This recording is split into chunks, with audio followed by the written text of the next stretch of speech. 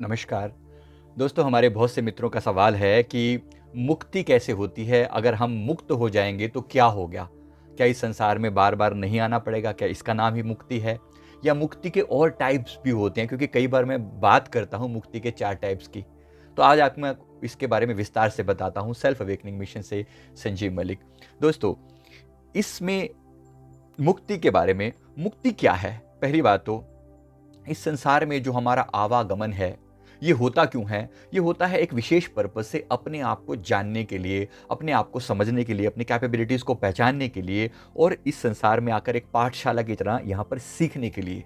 जब आपने ये चैप्टर्स पढ़ लिए सारे, जब आप इनके यहाँ के सारे एग्ज़ाम में पास हो गए, तो आप मुक्त हो जाते हैं, मुक्त हो जाते हैं।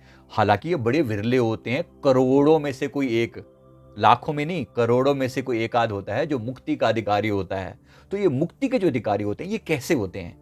राइट। अब इसके लिए जैसे उदाहरण के लिए इसमें 2 टाइप्स होती हैं। एक है जो ज्ञान मार्ग से चलते हैं और एक है जो भक्ति मार्ग से चलते हैं। ज्ञान मार्गियों की मुक्ति कैसे होती है? जो अपने आप को जैसे जैसे भगवान बुद्ध, जैसे शंकराचार्य जी, जैसे अन्य बहुत से संत जो ज्ञान का प्रचार करते हैं, जो अपने आप को समस्त वासनाओं से मुक्त करके भक्ति की बात नहीं करते, वो निराकार रूप की बात करते हैं। जो निराकार रूप का ध्यान करते हैं, परमात्मा सर्वशक्तिमान है, बस मुझे उस सर्वशक्तिमान का रूप ही बन जाना है, मुझे अपने अस्तित्व में लीन हो जाना है, उस परमात्मा के साथ आकाश रूप होकर लीन हो जाना है, ऐसा भाव करते हैं। ऐसे लोगों का भाव पूरा होता है, परमात्मा उनको अपने में लीन कर लेता है, आकाश तत्व के रूप में वो हर जगह व्याप्त हो जाते हैं।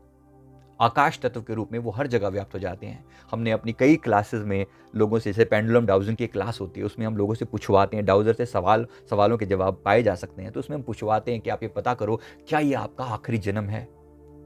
और बहुत लोगों के लिए ऐसा आता है कि यस, ये उनका आखिरी जन्म है। वो सेलेक्ट किए हुए लोग होते हैं, मतलब उनके जीवन का एक ऐसा लेवल आ चुका है जहां पर उनको किसी चीज से कोई मोह नहीं है, कोई ममता नहीं है। संसार में रहते हैं अपना फर्ज पूरा करने के लिए, और जैसे ही इनके काम पूरा होता है, यहां पर रहते हुए भी वो जीवन मुक्त ही होते हैं। ऐसा नहीं कि वो यहां किसी बंधन में है, फर्ज निभा रहे हैं, फर्ज निभा रहे हैं, संसार के दुख और सुख के बीच में व्याप्त हैं, लेकिन उन पर चीजों का असर नहीं होता। वो तो जीते जी ही मुक्त हैं। इन्हें कहा जाता है जीवन मुक्त। तो संसार में हैं लेकिन मुक्त हैं। ऐसे लोग जब मृत्यु को प्राप्त होंगे, इनका शरीर जब छूट जाएगा, तो इनके प्राण निकलकर कहीं जाएंगे नहीं, किसी लोक में नहीं जाते, ये सीधे सीधे परमात्मा में लीन हो जाते हैं। कोई इनको रोकने वाला, टोकने वाला नहीं है। ये खुद परमात्मा ही हो गए, ये परमात्म स्वरूप हो गए। उनको परमात्मा कहना, भगवान कहना बिल्कुल उचित है, क्योंकि वो एक ही हैं। तो ये बात समझ में आ गई। जो ज्ञान मार्गी हैं, जो परमात्मा को आकाश रूप मानते हैं, परमात्मा को एक शक्ति रूप मानते हैं, ऊर्जा के रूप में मानते हैं, उनकी गति ऐसे होती है। अब जो भक्त हैं, अब भक्त जिसकी भी भक्ति करेगा, वो अपने उस इष्ट को, परमात्मा के जिस रूप को भी वो मानेगा, अपने गुरु को मानेगा, परमात्मा के भगवान शिव को मानेगा तो शिव लोक में जाएगा, भगवान विष्णु जी को मानेगा तो विष्णु लोक में जाएगा। इसी तरह अगर किसी का कोई और इष्ट है, तो वो उनके अपने लोक होते हैं, उनके लोक में पहुंच जाना। तो इसमें 4 टाइप होती हैं। ये 4 टाइप में पहली जो है वो है सालोक्य मुक्ति। सालोक्य मुक्ति का मतलब जैसे भगवान विष्णु जी के पार्षद बनकर रहना, उनके लोक में रहना। वहां पर भी लोग हैं, मतलब वहां पर भी वो दिव्य आत्माएं हैं, जो मुक्त आत्माएं हैं, वो मुक्त हैं। They don't have the boundation to come back to this earth again and again. उनके ऊपर कोई बंधन नहीं है, लेकिन वो वहीं पर अपने रूप में, मतलब वहां रहकर भी वो सेवा ही करना चाहते हैं, वो कर्म से बाहर नहीं आना चाहते, वो अकर्मण्य नहीं होना चाहते। तो सालोक की मुक्ति मिलती है उनको, लोक में रहना मिल गया। अब उसमें से भी कोई और विशेष होते हैं, परमात्मा ही चुनता है उनको, उनके भाव के अनुसार उनके परमात्मा की सेवा करना चाहते हैं। वो भगवान विष्णु जी के लिए कोई हार बना रहा है, कोई उनके लिए भोग बना रहा है, कोई उनकी सेवा कर रहा है। ये भगवान के साथ ही, जब जब भगवान अवतार धारण करते हैं, ये भी भगवान के साथ ही आते हैं। कभी कभी उनसे पहले भी आ जाते हैं, अपना कार्य पूरा करते हैं और फिर लौट जाते हैं, अपनी सेवा पूरी करते हैं और लौट जाते हैं। ये मुक्त होकर भी संसार में आकर अपना कार्य करते हैं, और ये आते हैं, मतलब ये मुक्ति है। अगर ये चाहें तो इनके वश में है, ये चाहें तो बिल्कुल मना कर सकते हैं कि हम नहीं आना चाहते, और ये चाहें तो आना चाहें तो उनको कोई तब भी मना नहीं है। तो ये भी इनके कंट्रोल में होता है कि ये संसार में मुक्ति के बाद भी जन्म लें अथवा ना लें, ये भी इनके कंट्रोल में होता है। राइट। अब इसी में दूसरी जो टाइप होती है वो होता है भगवान के समान रूप पाकर वहां रहना, मतलब भगवान के स्वरूप में लीन हो जाना, उनका रूप पाकर उनके जैसा स्वरूप मिल जाता है। ये बात लगती बड़ी अजीब सी है, लेकिन जैसे मतलब एक ही लोक में श्री विष्णु जी का ही स्वरूप बन जाता है। आप अपने आप को पूरी तरह उन्हीं जैसा पाते हैं, क्योंकि उन्होंने ऐसा भाव किया होता है, बार बार इतना प्यार किया होता है। तो जैसे भगवान शिव का, तो वो शिव रूप ही हो जाते हैं, वो शिव रूप ही हो जाते हैं। फॉर एग्जाम्पल परशुराम जी शिव रूप ही थे, फिर वो संसार में आए, एक विशेष पर्पज को सोल्व किया और फिर वापस जाकर भगवान शिव में मिल गए। इसी प्रकार से सभी का एक पर्पज होता है जो यहाँ पर आते हैं। गुरु गोरखनाथ जी के बारे में भी ऐसे ही फेमस है, आते हैं एक टास्क, मतलब ये क्या होते हैं, ये शिव रूप हो गए हैं, ये अपने आराध्य के साथ एक रूप है, लेकिन फिर भी अगर वो टास्क कोई लेना चाहे तो ले सकते हैं। यह सारूप्य मुक्ति, उनके जैसा ही स्वरूप हो जाना।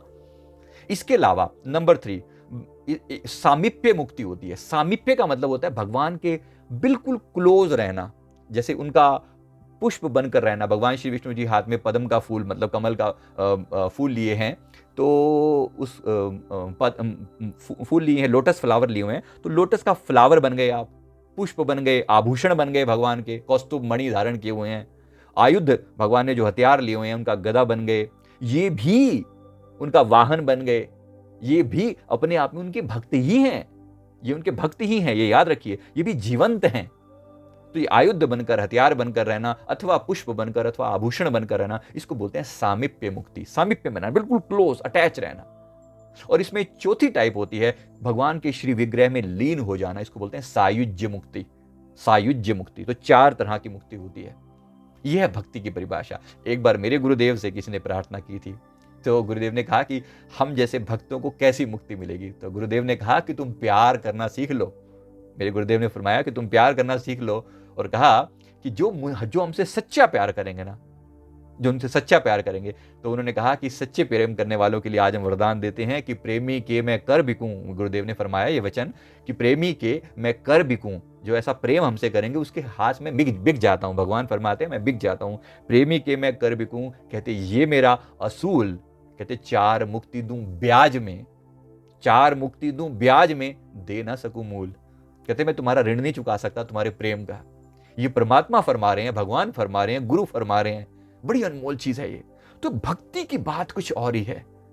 मुक्ति तो दूसरी भी है, मुक्ति, बुद्ध की मुक्ति भी मुक्ति है, आप आकाश रूप हो गए। लेकिन भक्ति वाली जो मुक्ति है ना, ये कुछ और ही बात है, क्योंकि यहां पर आपके पास एक चॉइस रहती है, आप अपने आराध्य के प्रेम में लीन रहते हो, राइट। लेकिन सबको सारी चीजें नहीं भाती, राइट। सबको सारी चीजें, आपको ज्ञान मार्ग पसंद है तो ज्ञान मार्ग पर चलिए। मेरा मार्ग क्या है? मेरा मार्ग है दोनों का कॉम्बिनेशन। लेकिन अगर फाइनल चॉइस पूछी जाए तो वो भक्ति है। दोनों का कॉम्बिनेशन, मैं ज्ञान और भक्ति का कॉम्बो बिठा के चलता हूं हमेशा, क्योंकि सब तरह के लोगों से मिलना होता है और मैंने अपने अलग अलग जीवनों में अलग अलग यात्राएं करी हैं। तो अब फाइनल क्या? फाइनल ये है कि अब संकल्प क्या है? बार बार संसार में आना, मुक्त होकर आना, मुक्त होकर पुनः संसार में आना, अपना कार्य परफॉर्म करना, उसकी सेवा करना और लौट जाना। ये लोग इस संसार में जब आते हैं तो इस संसार में बहुत फेमस होते हैं, प्यारे होते हैं, हालांकि बड़े कष्ट सहते हैं। याद रखना, ऐसा नहीं कि इनके ऊपर कष्टों की कमी होती है, कष्ट भरपूर होते हैं, लेकिन इन पर कोई असर नहीं होता, अंदर तक जीते हैं आनंद में। जैसे मीराबाई एक रूप पाकर आए संसार के अंदर, एक टास्क परफॉर्म करना था, दिया लोगों के सामने, एक सुंदर सा उदाहरण पेश किया और अगले दिन जाके परमात्मा में लीन हो गए। ये सदा मुक्त ही होते हैं, मुक्त हो जाकर परमात्मा में मिल जाते हैं। आप क्या चाहते हैं? आपको कौन सी चीज पसंद है? जरा नीचे कमेंट करके बताइएगा। और बड़ी अनमोल चीज है, जरा समझ लीजिए कि हम कहां जाने वाले हैं। तो मैं उम्मीद करता हूं कि जीवन मुक्त होकर यहां भी जीवन मुक्त होकर रहेंगे। यहां भी कोई बंधन हमें बांध नहीं सकता। मेरे गुरुदेव ने एक बार फरमाया था, खुल खेलो संसार में, बांध न सके कोई, संसार में मुक्त होकर विचरण करो। जम जुगाती क्या करे जो सिर गांठ ना हो। उदाहरण दिया कि अगर तुम्हारे सिर पर कोई बोझ ही नहीं है, कर्मों का, कर्तापन का, अहंकार का बोझ ही नहीं है, तो फिर किस बात के लिए परेशान हो रहे हो? फिर तुम मुक्त ही मुक्त हो। यहां हो तब भी मुक्त हो और वहां हो तब भी मुक्त हो। सदा आनंद में हो और आनंद में रहोगे। गुरुदेव ने कहा ये ब्लेसिंग है। अब आप बताइए आपको क्या पसंद है, आपको कौन सी मुक्ति पसंद है? जरूर कमेंट करके बताइएगा। मैं उम्मीद करता हूं वीडियो जरूर अच्छा लगा होगा।